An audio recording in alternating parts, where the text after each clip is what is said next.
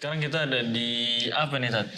Tadi di benteng Ajilun. Kalau Ajilun salah satu benteng terpenting pada masa Perang Salib, di mana Salahuddin Al-Ayyubi menempatkan di sini begitu strategisnya ya sebagai pos untuk pengiriman pesan-pesan dan surat-surat melalui merpati. Gitu. Dibangun oleh Salahuddin ya. Ini Iya.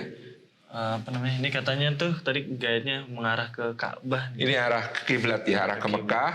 Dan ini bisa dipakai untuk memanah musuh yang mau masuk. Dan ini ada di berbagai tingkat.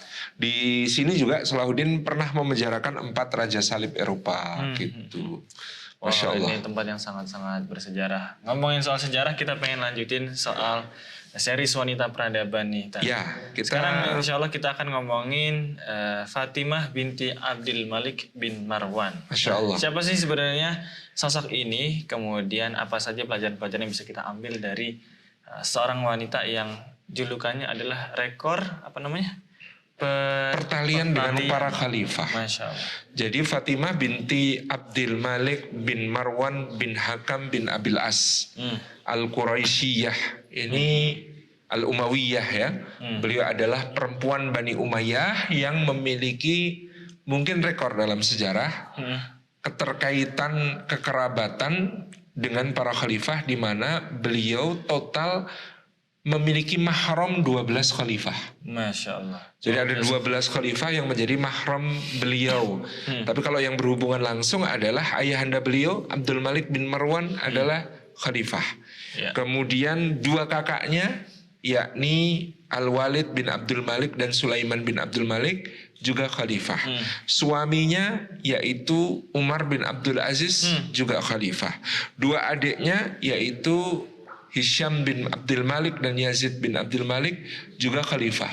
Selain itu ada kakeknya Al-Hakam, Marwan bin Al-Hakam juga khalifah. Kemudian ada keponakan-keponakannya. Nanti ada Al-Walid bin Yazid, ada Yazid bin Al-Walid gitu kan, dan lain sebagainya. Yang kemudian mereka semua adalah khalifah. Khalifah di Bani Umayyah. Bani Umayyah. Jadi beliau ini seorang putri kesayangan dari Abdul Malik bin Marwan, khalifah Bani Umayyah, salah satu khalifah yang paling faqih. Khalifah yang kemudian sangat menguasai berbagai ilmu, bidang ilmu, dan beliau suka berdiskusi dengan para ulama, membicarakan berbagai persoalan-persoalan keagamaan. Pada masa Abdul Malik bin Marwan ini pula Bani Umayyah mencapai satu titik persatuan kembali kepemimpinan kaum muslimin setelah sebelumnya kaum muslimin berada dalam keadaan terpecah karena ada kekhalifahan Bani Umayyah di Damaskus, ada kekhalifahan Abdullah bin Zubair di Hijaz. Ini yang kemudian berhasil disatukan kembali pada masa Abdul Malik bin Marwan. Dan pada masa Abdul Malik bin Marwan pula terjadi renovasi besar-besaran, baik itu Masjidil Haram, Masjid Nabawi, dan juga Masjidil Aqsa, di mana Jami Al-Qibli yang kita lihat sekarang ataupun Qubatus Sakhrah yang sangat indah yang kita lihat sekarang ini dibangun dengan sangat besar-besaran pada masa beliau, pada masa Abdul Malik bin Marwan. Betul. Ayahandanya Fatimah binti Abdul Malik. Pada pembangunan Masjid Al-Aqsa ini ada cerita agak lucu. Jadi Abdul Malik bin Marwan meletakkan batu pertama pembangunan satu gerbang yang kemudian melengkung besar untuk memasuki Masjid Al-Aqsa. Kemudian di bawahnya dibangun gerbang oleh gubernurnya yang bernama Al-Hajjaj bin Yusuf. Lalu pada suatu hari ternyata ada petir menyambar menghancurkan gerbang yang dibangun oleh Abdul Malik bin Marwan. Nah, karena Al-Hajjaj bin Yusuf gak enak sama khalifah, maka gerbang yang dibikin sendiri lalu dia hancurkan pula supaya tidak memancing kemarahan khalifah pada saat itu. Kayak kelihatan lebih kokoh gitu. Betul. Nah, cerita tentang Fatimah binti Abdul Malik ini menarik karena Fatimah ini dilahirkan di Damaskus di keluarga kekhalifahan, sementara dia memiliki seorang sepupu dari keluarga pamannya yaitu Abdul Aziz bin Marwan, yang pada saat itu Abdul Aziz bin Marwan itu oleh keluarga Abdul Malik ini ditempatkan di Mesir. dijauhkan dari pusat kekhalifahan karena dikhawatirkan atau ditakutkan akan terjadi perebutan kekuasaan kalau kedua bersaudara ini kemudian berada di satu tempat gitu ya, antara Abdul Malik dengan Abdul Aziz bin Marwan. Tapi qadarullah memang Abdul Aziz bin Marwan ini wafat masih muda saat Abdul Malik kakaknya masih menjadi khalifah Bani Umayyah. Nah, maka pada saat itu putra Abdul Aziz yang bernama Umar bin Abdul Aziz dari Mesir kemudian pindah ke Madinah untuk diasuh oleh paman jauhnya yang bernama Salim bin Abdullah bin Umar bin Khattab. Jadi karena Umar bin Khattab. Kenapa kok paman jauh? Jadi begini, Umar bin Abdul Aziz ini ibunya namanya Ummu Asim binti Asim bin Umar bin Khattab. Jadi Ummu Asim binti Asim bin Umar bin Khattab ini adalah putra dari Asim bin Umar dengan seorang perempuan yang sangat terkenal, yaitu perempuan penjual susu yang jujur, yang pada saat itu diketahui oleh Sayyidina Umar. Pada suatu malam beliau sedang ronda lalu mendengar percakapan seorang penjual susu dengan gadis penjual susu dengan ibunya. Ibunya mengatakan, campur pakai air nak, biar banyak, biar untungnya besar. Lalu si perempuan ini, gadis ini mengatakan, tidak ibu, Amirul Mukminin sudah melarang kita mencampur air dengan susu dengan air. Kemudian ibunya mengatakan, Amirul Mukminin tidak akan tahu. Padahal Amirul Mukminin tahu karena lagi ronda di depan rumah gitu ya. Tapi gadis itu mengatakan, kalaupun Amirul Mukminin tidak tahu, maka sesungguhnya Rabbnya Amirul Mukminin pasti tahu. Maka Umar menandai rumah itu, ditandai pakai tanda silang. Lalu paginya dia perintahkan putranya, wahai Asim, engkau belum menikah, menikahlah sekarang karena aku punya calon yang sangat baik untukmu.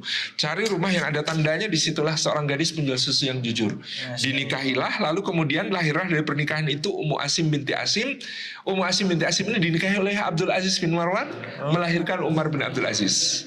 Sementara putra Umar yang lain, Abdullah bin Umar, menikah dengan putri Kisra Persia. Jadi Kisra Persia itu punya 3 putri. Ketika penaklukan Persia oleh Sa'ad bin Abi Waqqas, 3 putri ini dibawa ke Madinah.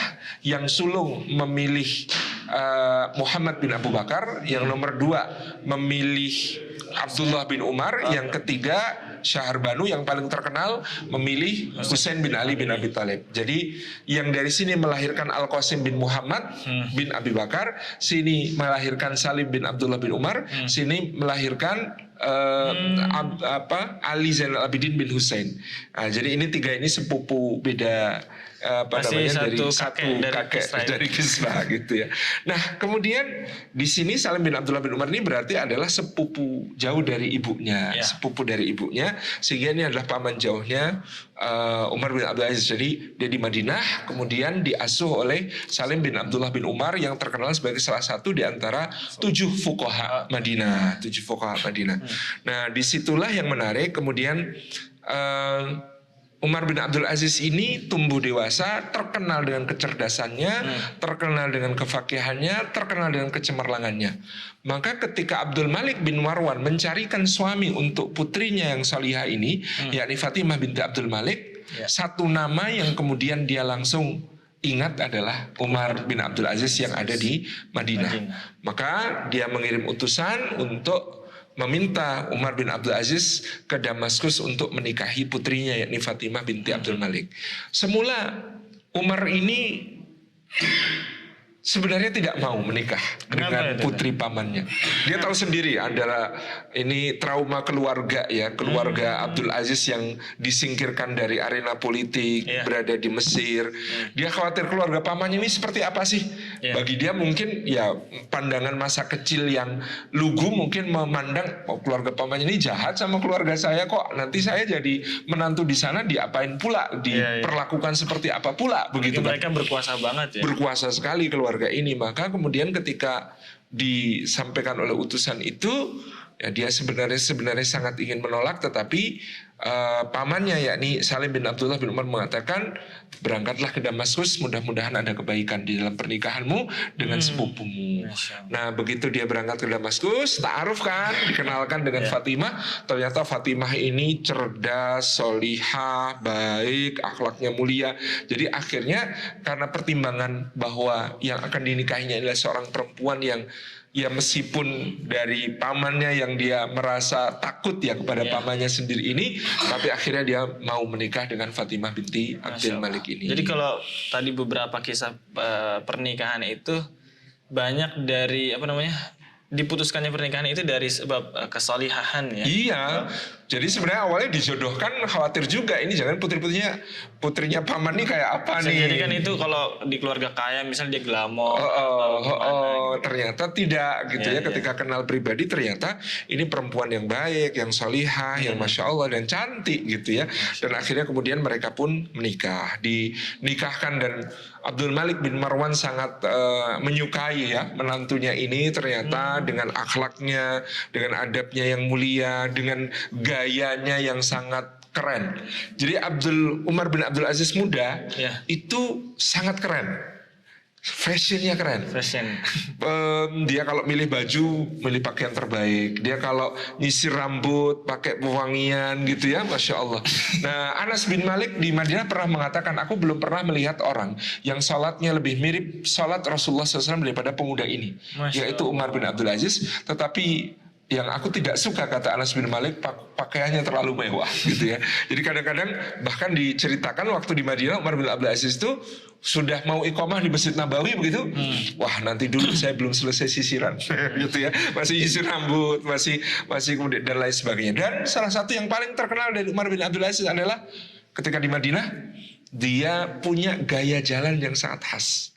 Kayak gimana? Gaya jalannya itu sangat elegan, sangat bangsawan, sangat keren. Sampai konon waktu itu para gadis-gadis, pemudi-pemudi dari berbagai wilayah itu berusaha untuk meniru gaya jalannya Umar bin Abdul Aziz. Jadi kayak mungkin jalan model ya, ala model di catwalk begitu, jalannya itu keren, bergaya, penuh dengan hal-hal yang sangat mempesona gitu. Dan itu nanti ketika beliau hijrah dalam tanda kutip menjadi seorang yang hidup zuhud, itu salah satu yang pengen dia hilangkan. Aku takut ini gaya jalan yang dibenci Allah, karena gaya jalan yang angkuh, gaya jalan yang sombong.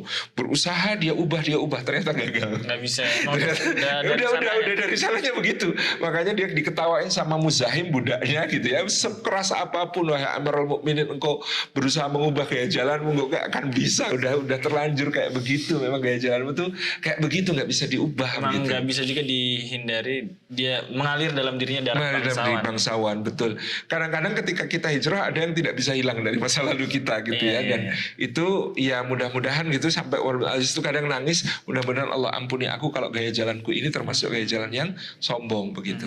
Nah, ketika kemudian menikah maka Fatimah binti Abdul Malik ini bahkan dikatakan dia didengki oleh putri-putri lain dari Bani Umayyah karena beruntung sekali dapat suami kayak Umar yang keren, ganteng, yang kemudian soleh, yang pinter, yang dia masih bangsawan juga, sepupu keren lah ini di keluarga Bani Umayyah, sehingga pada saat itu rumah tangga mereka sangat berbahagia dan bahkan mereka kemudian ditempatkan di Dabik, di satu tempat yang di situ ada istana musim panasnya Bani Umayyah yang sangat indah. Dan kemudian dari Dabik itu tidak lama kemudian Umar bin Abdul Aziz mendapatkan tugas untuk menjadi gubernur Madinah. Jadi mereka pun pulang ke Madinah dan Umar bin Abdul Aziz bertugas sebagai gubernur Madinah. Karena masa menantu khalifah nggak punya jabatan gitu ya. Jadi ini akhirnya menantu khalifah dan kemudian diberi jabatan. Dan ini itu kalau mertua mencarikan kerjaan buat menantu. Tapi memang dia layak. Jadi Umar bin Abdul Aziz layak. Dan Umar bin Abdul Aziz nanti cerita, aku tuh dulu ketika di Mesir pengen sekali tinggal di Madinah. Setelah di Madinah, aku pengen sekali untuk mengatur tamu-tamu Allah yang datang ke Madinah dan berziarah kepada Rasulullah. Maka aku pengen menjadi gubernur Madinah. Lalu keturutan, ketika aku sudah di Madinah menjadi gubernur, ternyata aku waktu itu di pemerintahan kakak iparnya setelah mertuanya meninggal digantikan Walid bin Abdul Malik, kakak iparnya. Dia itu dipaksa untuk menghukum seorang ulama yang kritis kepada pemerintah.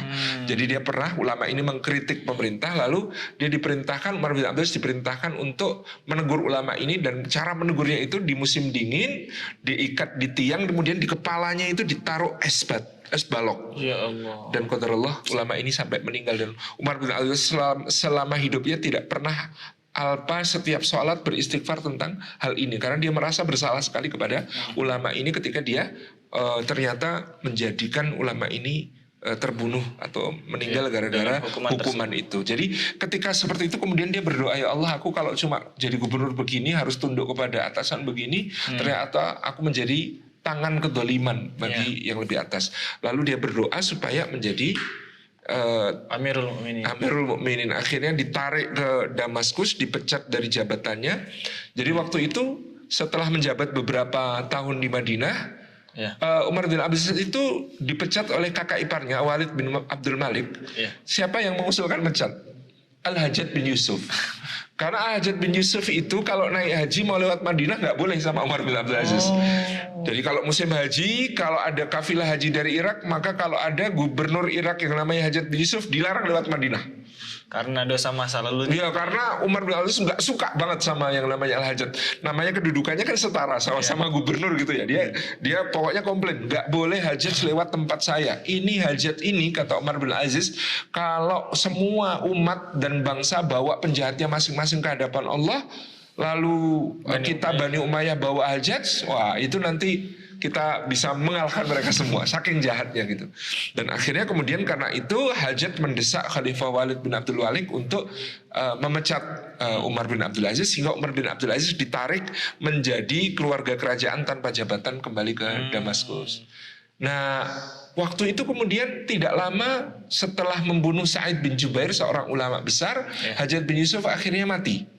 Nah, ketika Hajjaj bin Yusuf akhirnya mati, Umar bin Aziz itu sujud syukur gitu ya. Bersama juga yang sujud syukur yang lain, Hasan al-Basri dan lain sebagainya.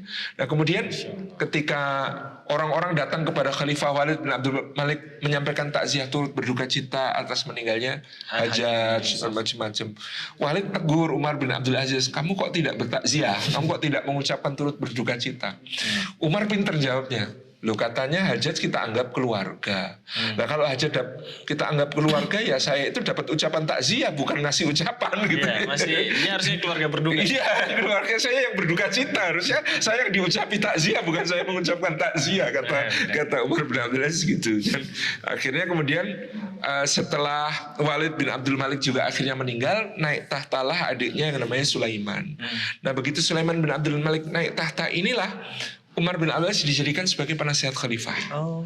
Jadi dia akhirnya bisa memberi masukan-masukan kepada khalifah untuk membuat kebijakan-kebijakan yang membela masyarakat, yang tidak zalim, mencegah kezaliman para pejabat dan sebagainya. Tapi ternyata yang terjadi di masa Sulaiman hanya separuh lah dari nasihat-nasihat Umar bin Abdul Aziz itu yang bisa dieksekusi. Karena masih terhalang pejabat-pejabat yang sulit untuk dikendalikan. Ada namanya Khalid bin Abdullah Al-Qasri di Mekah, itu gubernur Mekah yang juga jahat. Ada yang namanya Muhammad bin Yusuf As-Saqafi di Yaman, itu adiknya Hajjaj yang masih jadi gubernur Yaman dan lain sebagainya. Jadi nasihat-nasihatnya Umar bin Abdul Aziz ini banyak yang kemudian sering mentah, tidak bisa dilaksanakan. Karena pejabat-pejabat lain juga punya kepentingan nih. Punya kepentingan, dan ketika pulang ke rumah biasanya Fatimah lah yang selalu menghibur. Umar karena sedih, nasihatku nggak diterima oleh Amirul Mukminin. Kemudian istrinya menghibur, sudahlah kamu sudah menyampaikan, kewajibanmu hanya bisa menyampaikan. Tapi di mana-mana rakyat terdolimi begini-begini. Dan Fatimah itu selalu menguatkan suaminya dalam keadaan tersebut. Kemudian qadarullah, Sulaiman bin Abdul Malik itu memiliki kebiasaan makan yang sangat hobi beliau itu. Hobi makan. Sampai dikatakan beliau itu pernah dalam sekali makan malam menghabiskan 200 butir telur burung. Ya Allah. Nah, ini kan menjadi kebiasaan makan yang sangat berat ini menjadikan beliau tubuhnya gemuk dan nggak sehat. Mungkin pula sekarang disebut penyakit stroke begitu ya. Akhirnya beliau kemudian dilanda penyakit menuju sakratul mautnya. Saat itu beliau memanggil Raja' bin Haywah, seorang ulama besar yang sering menjadi penasihat dalam agama beliau. Kemudian dia manggil anaknya, namanya Daud, Pangeran Daud, dipakaikan baju khalifah, kedodoran, mau ngangkat pedangnya khalifah nggak kuat gitu ya. Maka Sulaiman mengatakan, berbahagialah dan beruntunglah orang yang punya anak sudah dewasa ketika dia meninggal dunia. Kata Raja' bin Haywah, wahai Amirul Mukminin, yang beruntung dan berbahagia itu orang bertakwa. Kalau Amirul Mukminin ingin agar hisab Amirul Mukminin itu ringan di akhirat, tunjuklah sebagai pengganti Amirul Mukminin bukan putra-putramu, tapi orang yang soleh dan bertakwa. Siapa? Adikmu, adik iparmu Umar bin Abdul Aziz layak menjadi khalifah. Tapi kalau aku angkat dia, adik-adikku kandung pasti protes. Yazid, Hisham pasti akan memberontak. Bukan cuma protes, mereka punya pasukan, mereka punya angkatan perang, itu bisa mengacaukan negara. Wah, Rojak bingung juga tuh. Akhirnya Rojak mengatakan, bagaimana kalau engkau menunjuknya berurutan? Kau tunjuk Umar bin Abdul Aziz, kalau Umar meninggal digantikan Yazid, kalau Yazid meninggal digantikan Hisham. Jadi udah dibikin wasiat. Udah dibikin wasiat. Biar nggak konflik. Biar nggak konflik. Akhirnya kemudian ditulislah wasiat seperti itu, sampai akhirnya kemudian singkat cerita Umar bin Abdul Aziz harus menjadi seorang khalifah. Di baiat di Masjid Jami Umawi di Damaskus. Ketika itu, sementara Umar bin Abdul Aziz mengatakan, aku tidak menghajatkan ini, aku tidak menginginkan ini. Kalau kalian memiliki orang yang tepat untuk dibaiat, baiatlah dia dan batalkan baiat kalian kepadaku. Tapi itu justru membuat rakyat semakin aklamasi memilih beliau. Akhirnya beliau mengurus ya jenazah Sulaiman bin Abdul Malik sampai tuntas, sampai kelelahan.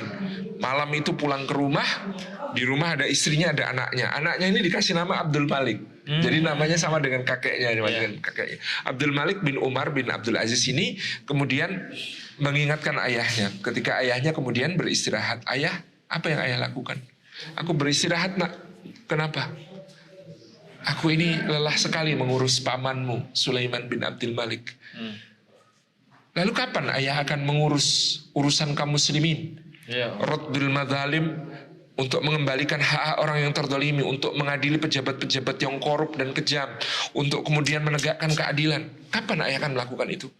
Kan bisa besok, nak. Ayah mau istirahat sebentar, tidur sebentar, nanti setelah ayah pulih, ayah akan lakukan itu.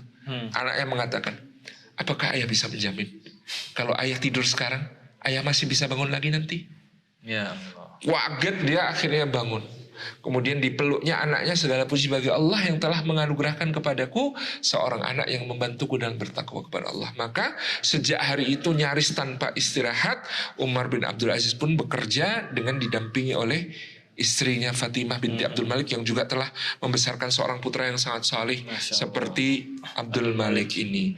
Nah, ada cerita yang luar biasa di sini, di mana pada saat naik tahta menjadi khalifah, maka Umar pun di malam itu mendekati istrinya di ranjang dan melihat istrinya memakai kalung yang sangat indah. Ada mata berliannya yang besar dan batu-batu permata lain yang menghiasinya, berwarna-warni. Wahai Fatimah, kamu ingat dari mana kalung ini? Kata Fatimah, ini hadiah dari ayahku untuk pernikahan kita. Wahai Fatimah, demi Allah aku tidak bisa hidup bersama kalung ini. Engkau tahu ayahmu menjadi khalifah, dan pada masa ayahmu menjadi khalifah banyak di antara kaum muslimin yang masih dalam keadaan miskin dan terzalimi. Diambil haknya, dirampas berbagai miliknya. Apakah engkau ridha, wahai Fatimah, kalau kalung ini aku kembalikan ke Baitul Mal kaum muslimin? Jadi Fatimah kemudian melepaskan kalung itu dan memberikannya kepada Umar bin Abdul Aziz.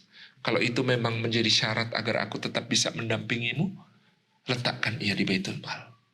Kemudian kalung itu pun dibawa ke Baitul Mal, diserahkan ke Baitul Mal. Nah, nanti ketika Yazid bin Abdul Malik, yaitu adiknya Fatimah binti Abdul Malik naik tahta ketika Umar bin Abdul Aziz sudah meninggal, maka Yazid mengambil kembali kalung itu dari Baitul Mal dan menyerahkan kepada kakaknya. Kakak, ini punyamu. Ke Fatimah lagi? Dikasih. Ayah, kenapa ditaruh di Baitul Mal? Dulu suamiku Umar menghendaki agar dikembalikan ke Baitul Mal. Ya sekarang kalau begitu Umar sudah meninggal, udah pakai aja lagi, kata adiknya. Kemudian Fatimah mengatakan, ketika dia hidup, aku tidak mau menyentuh lagi barang ini. Apalagi ketika dia sudah mati, aku lebih tidak mau menyentuh barang ini. Kembalikanlah ke Baitul Mal lagi. Jadi ini keteguhan Fatimah binti Abdul Malik ketika kemudian dia memilih kehidupan yang zuhud bersama Umar bin Abdul Aziz dalam menjadi khalifah.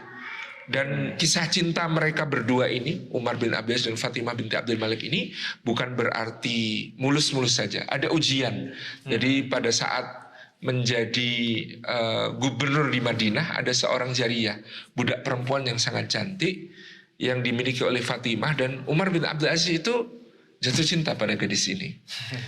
Ketika Umar meminta izin Fatimah binti Abdul Malik untuk menikahi budak perempuan yang cantik ini, Fatimah menolak.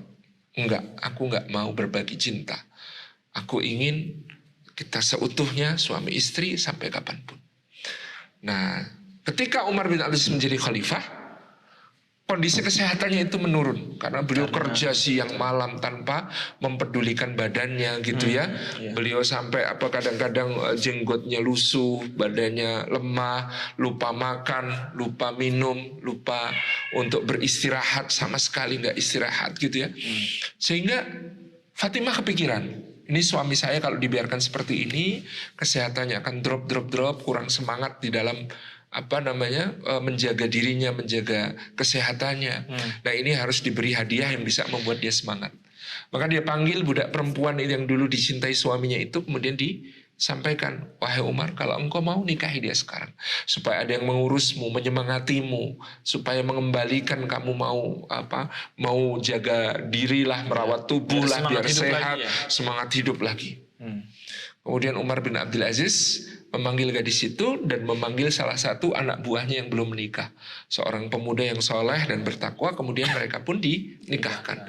Jadi malah tidak dinikahi ketika istrinya mempersilahkan untuk menikah, itu dinikahkan dengan seorang pemuda yang soleh. Gadis budak itu kemudian bertanya kepada Umar, apakah engkau tidak lagi mencintaiku, wahai Umar, sehingga aku justru kau nikahkan dengan seorang laki-laki yang lain? Umar bin Abdul Aziz mengatakan, sungguhnya cinta itu tetap ada dan bahkan sekarang lebih dalam. Tetapi aku tahu seandainya engkau menikah denganku, engkau tidak akan mampu hidup dalam keadaan seperti yang aku jalani bersama Fatimah sekarang. Maka aku tidak ingin memberatkanmu dengan kehidupan seorang khalifah yang harus sangat strict menjaga diri seperti ini. Ku nikahkan engkau dengan seorang laki-laki yang insya Allah akan membahagiakan. Gitu ya. Ini jadi melepaskan atau merelakan cinta baik dari Fatimah binti Abdul Malik yang dia rela berbagi dan Umarnya juga rela. Iya, jadi ini sama-sama ketulusan ya. Fatimah akhirnya melihat suaminya ini perlu seorang yang bisa menguatkannya, menjaganya, merawatnya. Tapi ternyata di sisi lain Umar bin Abdul Aziz juga melihat, kasihan gadis ini kalau dilibatkan hidup dalam hidup yang sangat berat, karena mereka tidak tinggal di istana, mereka tinggal di sebuah rumah yang nyaris seperti gubuk, yang nyaris rumah paling jelek di kota Damaskus. Mereka tinggal dengan makanan seadanya, dan kadang Umar bin Aziz itu hanya makan roti dengan minyak gitu ya. Kemudian pada malam hari mereka menyalakan lampu hanya untuk urusan-urusan kenegaraan. Kemudian lampu itu dimatikan kalau sudah bukan lagi urusan kenegaraan. Bahkan ada tamu ditanya, kamu mau bicara soal urusan negara atau urusan pribadi? Kalau yang bertamu berkata, saya mau membicarakan urusan pribadi, maka lampu pun dimatikan oleh Umar bin Abdul Aziz.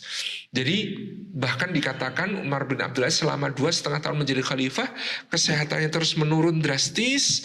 Dan pada saat itu Fatimah dengan setia mendampinginya, tetapi Fatimah tidak pernah kemudian mampu untuk membujuk Umar agar memperbaiki kondisi kehidupannya untuk lebih layak. Dengan Umar mengatakan, bagaimana aku akan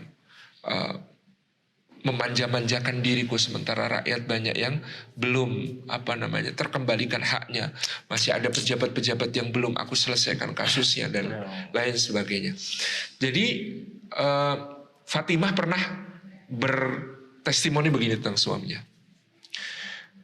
Demi Allah, kalau ada orang yang mengatakan ada orang yang banyak sholatnya, banyak puasanya, banyak sedekahnya, aku percaya mereka pergi dengan amalan-amalan terbaik itu. Tetapi kalau ada yang mengatakan, siapa yang paling takut kepada Allah? Aku berani bersumpah atas nama Allah, tidak pernah aku menemui orang yang lebih takut kepada Allah daripada suamiku, Umar bin Abdul Aziz, kata Fatimah. Tidak pernah dibacakan di hadapannya satu ayat Al-Quran tentang pemimpin, satu ayat Al-Quran tentang tanggung jawab, satu ayat Al-Quran tentang surga atau neraka, satu ayat Al-Quran tentang siksa kubur. kecuali dia akan menggigil seperti burung dilanda badai dan kemudian ambruk pingsan menangis.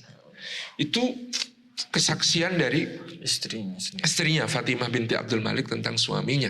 Dan Fatimah ini ya dengan tabah kehilangan putranya Abdul Malik bin Umar bin Abdul Aziz itu wafat sebelum ayahnya bahkan. Jadi wafat di masa pemerintahan ayahnya karena dia pemuda yang mewarisi sifat kakek canggahnya. Jadi kalau kakek buyut itu Umar bin Abdul Aziz ke Umar bin Khattab itu kakek buyut.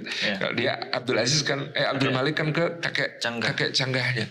Di mana Abdul Malik ini setiap malam meronda di kota Damaskus untuk mengurus orang-orang ya atas nama ayahnya, membantu ayahnya. Dan Umar sepanjang hidupnya itu yang diangkat menjadi Perdana Menteri itu budaknya namanya Muzahim. Sementara anaknya ini membantunya dalam urusan seperti itu. Dan Fatimah yang mengurus anak-anaknya, yang putri-putrinya itu banyak. Jadi kalau anak laki-laki itu cuma Abdul Malik, sementara putri-putrinya ini banyak. Nah, maka ketika Umar bin Al-Aziz menjelang meninggal itu, datanglah Maslamah bin Abdul Malik, salah satu pangeran, adiknya Fatimah yang paling bungsu, dan dia adalah pangeran Bani Umayyah yang paling kaya tapi paling tidak mau menjadi penguasa. Dia pengusaha, bisnismen gitu ya.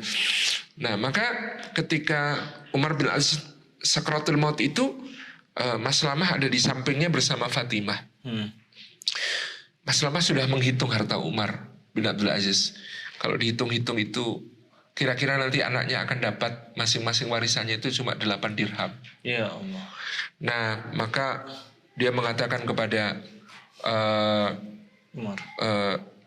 Umar dan Fatimah, wahai Amirul Mukminin, kasihanilah keluargamu, wasiatkan mereka kepadaku. Aku ini pangeran Bani Umayyah yang paling kaya.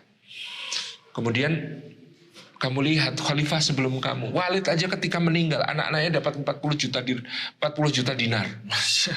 Ini anakmu cuma mau kasih 8 dirham sebagai warisan.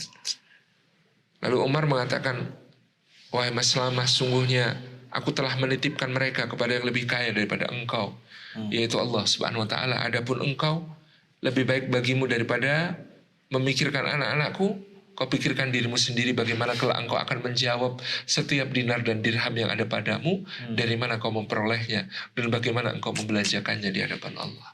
Jadi sampai akhir hayat pun ya Umar bin Al-Aziz itu masih seperti itu, dan ya Fatimah mendampinginya dengan setia, ya menjadi wanita agung Bani Umayyah. Bahkan setelah Umar bin Abdul Aziz meninggal, kemudian Fatimah ini menjadi rujukan para khalifah. Kalau mau merumuskan kebijakan, mereka bertanya kepada Fatimah. Berarti karena kecerdasan beliau juga. Karena kecerdasan beliau, karena pernah mendampingi Umar, dan semua orang mengakui masa pemerintahan Umar bin Abdul Aziz itu yang terbaik. Maka kadang-kadang, terutama Hisham ya, setelah Yazid itu kan Hisham lebih panjang berkuasa. Hisham itu sering minta pertimbangan kepada Fatimah. Yunda dulu Umar bin Abdul Aziz kalau dihadapkan pada hal seperti ini apa yang dilakukan? Saya harus memutuskan yang seperti ini, maka bagaimana sebaiknya dan sebagainya. Maka dia menjadi ibu suri ya, kalau gitu ya. Ibu suri yang kemudian menjadi tempat meminta pertimbangan para khalifah yang berikutnya. Inilah Fatimah binti Abdul Malik, wanita agungnya Bani Umayyah yang memegang rekor menjadi cucu, putra, suami, kakak, adik dari para khalifah, bibi dari para khalifah. Dan beliau telah memainkan peran luar biasa sejak mendampingi khalifah terbaik, yaitu Umar bin Abdul Aziz, yang kemudian memerintah dengan adil, dengan keberkahan yang merata di penjuru bumi, yang di masanya tidak ada yang mau menerima zakat, yang di masanya kemudian keadilan, keberkahan melimpah sampai serigala tidak mau memangsa domba-domba, dan kemudian menjadi seorang ibu suri yang menjadi penasihat para khalifah berikutnya. Mungkin gitu. Kalau selama ini orang-orang mengagumi Umar bin Abdul Aziz, benar banget kata pepatah bahwa di balik seorang lelaki yang hebat ada wanita juga yang luar biasa. Luar biasa. Mungkin itu jarang orang lihat bagaimana kemudian dia bisa mensupport dan mendidik anak-anaknya jadi anak-anak yang luar biasa. Yang luar biasa. Barakallah. Insyaallah. Ini kisah Fatimah binti Abdul Malik, mudah-mudahan menginspirasi teman-teman semuanya menjadi wanita-wanita agung peradaban. Dan kita lanjutkan seriesnya dengan kisah-kisah lain besok. Insyaallah. Insyaallah. putri-putrinya itu banyak. Jadi kalau anak laki-laki itu cuma Abdul Malik, sementara putri-putrinya ini banyak. Nah, maka ketika Umar bin Abdul Aziz menjelang meninggal itu, datanglah Maslamah bin Abdul Malik, salah satu pangeran, adiknya Fatimah yang paling bungsu, dan dia adalah pangeran Bani Umayyah yang paling kaya tapi paling tidak mau menjadi penguasa. Dia pengusaha, bisnismen gitu ya. Nah, maka ketika Umar bin Aziz sakratul maut itu, Maslamah ada di sampingnya bersama Fatimah. Maslamah sudah menghitung harta Umar bin Abdul Aziz. Kalau dihitung-hitung itu kira-kira nanti anaknya akan dapat masing-masing warisannya itu cuma 8 dirham. Ya Allah. Nah, maka dia mengatakan kepada Umar dan Fatimah, wahai Amirul Mukminin, kasihanilah keluargamu. Wasiatkan mereka kepadaku. Aku ini pangeran Bani Umayyah yang paling kaya. Kemudian kamu lihat khalifah sebelum kamu, Walid aja ketika meninggal anak-anaknya dapat 40 juta dinar. Ini anakmu cuma mau kasih 8 dirham sebagai warisan. Lalu Umar mengatakan, wahai Maslamah, sungguhnya aku telah menitipkan mereka kepada yang lebih kaya daripada engkau, yaitu Allah Subhanahu wa taala. Adapun engkau, lebih baik bagimu daripada memikirkan anak-anakku, kau pikirkan dirimu sendiri bagaimana kelak engkau akan menjawab setiap dinar dan dirham yang ada padamu, dari mana kau memperolehnya, dan bagaimana engkau membelanjakannya di hadapan Allah. Jadi sampai akhir hayat pun ya Umar bin Aziz itu masih seperti itu, dan ya Fatimah mendampinginya dengan setia, ya menjadi wanita agung Bani Umayyah. Bahkan setelah Umar bin Abdul Aziz meninggal, kemudian Fatimah ini menjadi rujukan para khalifah. Kalau mau merumuskan kebijakan, mereka bertanya kepada Fatimah. Berarti karena kecerdasan beliau juga. Karena kecerdasan beliau, karena pernah mendampingi Umar, dan semua orang mengakui masa pemerintahan Umar bin Abdul Aziz itu yang terbaik. Maka kadang-kadang, terutama Hisham ya, setelah Yazid itu kan Hisham lebih panjang berkuasa. Hisham itu sering minta pertimbangan kepada Fatimah. Yunda, dulu Umar bin Abdul Aziz kalau dihadapkan pada hal seperti ini apa yang dilakukan? Saya harus memutuskan yang seperti ini, maka bagaimana sebaiknya dan sebagainya. Maka dia menjadi ibu suri ya, kalau gitu ya. Ibu suri yang kemudian menjadi tempat meminta pertimbangan para khalifah yang berikutnya. Inilah Fatimah binti Abdul Malik, wanita agungnya Bani Umayyah, yang memegang rekor menjadi cucu, putra, suami, kakak, adik dari para khalifah, bibi dari para khalifah, dan beliau telah memainkan peran luar biasa sejak mendampingi khalifah terbaik yaitu Umar bin Abdul Aziz, yang kemudian memerintah dengan adil, dengan keberkahan yang merata di penjuru bumi, yang di masanya tidak ada yang mau menerima zakat, yang di masanya kemudian keadilan, keberkahan melimpah sampai serigala tidak mau memangsa domba-domba, dan kemudian menjadi seorang ibu suri yang menjadi penasihat para khalifah berikutnya. Mungkin kalau selama ini orang-orang mengagumi Umar bin Abdul Aziz, benar banget kata pepatah bahwa di balik seorang lelaki yang hebat, ada wanita juga yang luar biasa.